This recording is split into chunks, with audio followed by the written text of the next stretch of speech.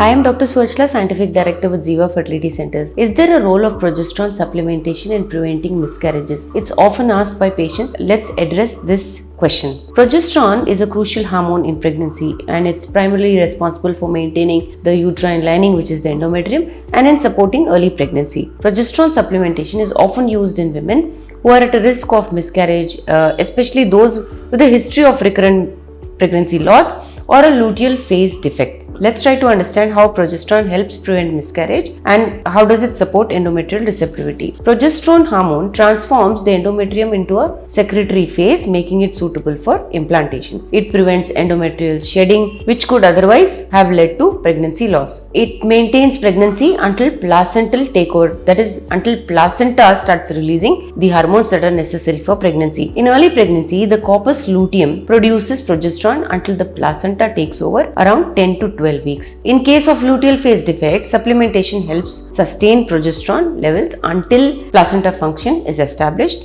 and it also reduces uterine contractions. Progesterone has a muscle relaxing effect on the uterus, preventing contractions that might lead to miscarriage. It also regulates immune response by modulating maternal immune tolerance to prevent the body from attacking the embryo as a foreign entity. So who needs progesterone supplementations? Doctors may recommend progesterone in cases where there is a recurrent pregnancy loss, which is a history of 2 or more miscarriages, or there is a threatened miscarriage, which is a vaginal bleeding with a viable fetus inside, or luteal phase deficiency. What is luteal phase? There is an inadequate progesterone production in the early luteal phase, which is after the egg is released. It is also given in assisted reproductive techniques like IVF, where progesterone support is essential after embryo is transferred into the uterus. So what are the forms of progesterone supplementation? There are vaginal suppositories preferred in pregnancy. There are oral progesterones, which are less effective due to metabolism in the liver. There are intramuscular injections, which are used